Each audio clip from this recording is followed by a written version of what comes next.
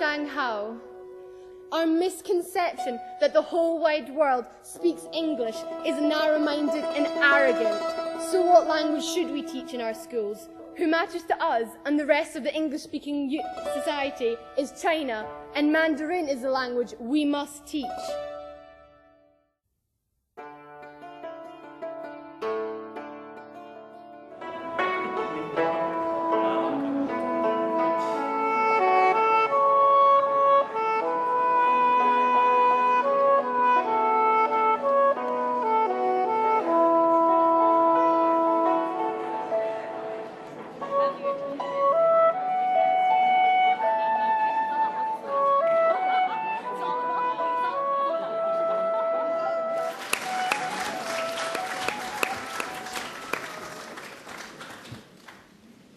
Well, Madam Shulin, Principal, Chancellor, Your Excellency, Mr Ambassador, ladies and gentlemen, Dashahau.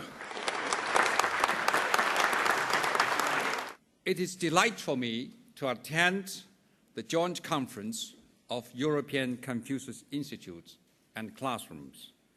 I congratulate Confucius Institute for Scotland in the University of Edinburgh for hosting this important event. Thank you very much for coming, for participate the part of regional meeting of European Confucius Institutes.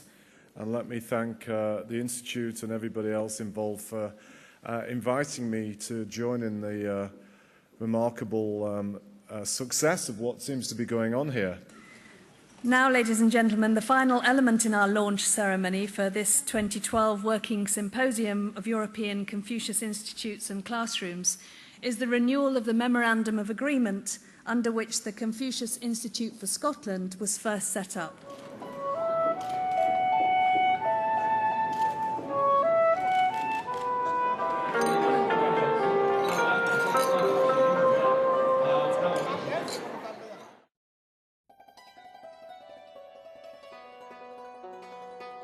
So today in my speech, I'll cover not just why China matters in a political sense, her growing sphere of influence, and the impact the upcoming power changeover will have, but also ask, why is it, in terms of media coverage, that China doesn't seem to matter to us at all? It's impossible to consider Chinese politics without considering her impact on relations with other countries, and this is where China really matters. Take, for example, international aid. Who do you think the largest supplier of aid to Africa is? The World Bank? Well, in the past you'd be correct, but now, in 2012, the answer is the combined forces of the China Development Bank and the China Exim Bank. In fact, more than half of China's total trade, which amounts to more than $1 billion, is with the developing world. Please enjoy this cross-cultural poetic journey. 那就请大家尽情于这趟文化诗意之旅。 Oh, my love, like a red, red rose that's newly sprung in June.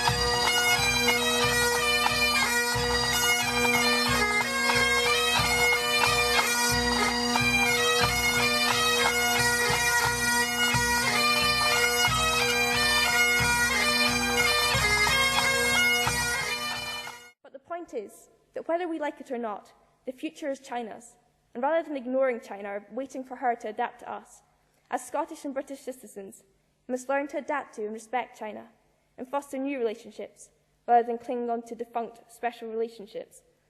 So does China matter? Absolutely. And to continue to be as disinterested in her as we currently are would be detrimental to our country's future.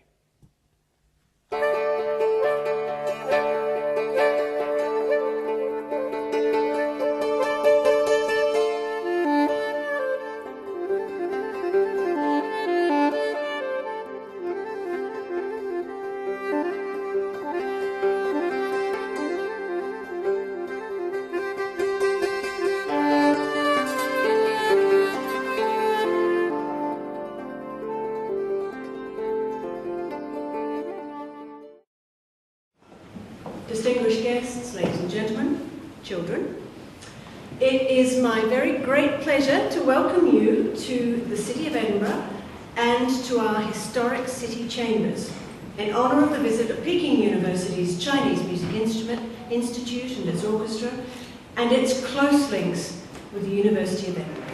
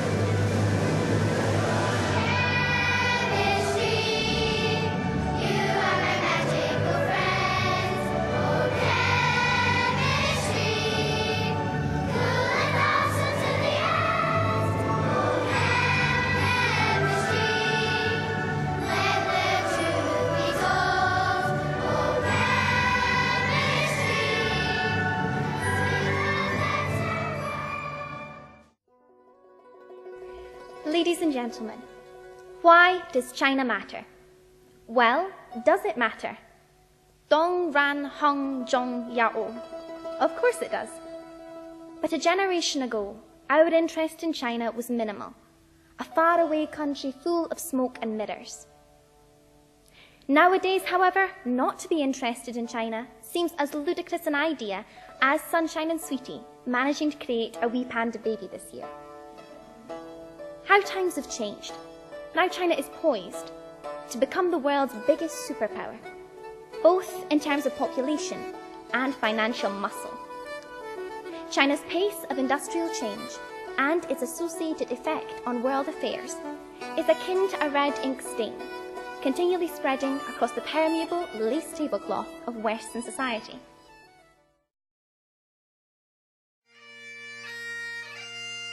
Well, what we wanted to do today was to allow schools who've been making great progress in this China agenda in a short time to share what they were doing, but not just share it among themselves, to share it with leaders in Scottish education.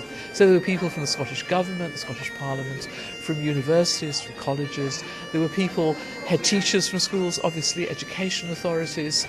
There were a great range of people who were interested in this agenda, and particularly business people who were actually supporting it financially.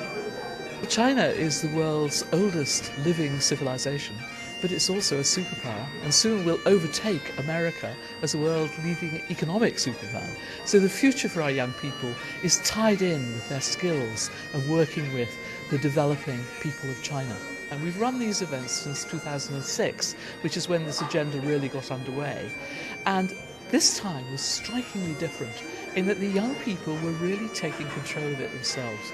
They knew what they wanted, and they were happy to say so, not aggressively, but they said why it was important for them, what they needed to make it happen better in the future. And that's what we need, I think. We need to listen to our young people and realise that we ought to be teaching Mandarin in our schools. It ought to be one of the languages that's taught, and we ought to be giving all our young people opportunities to learn about China. It's actually been really interesting to see like the other points of views of like all the other people here, like the people my age. It's really interesting to see like all the sort of interests they have in like not just only Mandarin, like the languages, but also the cultural side of things. Like all the trips that people have been to and fro from Hong Kong, to from China, Beijing, Shanghai, all these sorts of places. It's really interesting. It's very important because such event is very essential to the exchanges and collaborations between Scotland and China. And such exchanges will help the understanding or mutual understanding between the two peoples.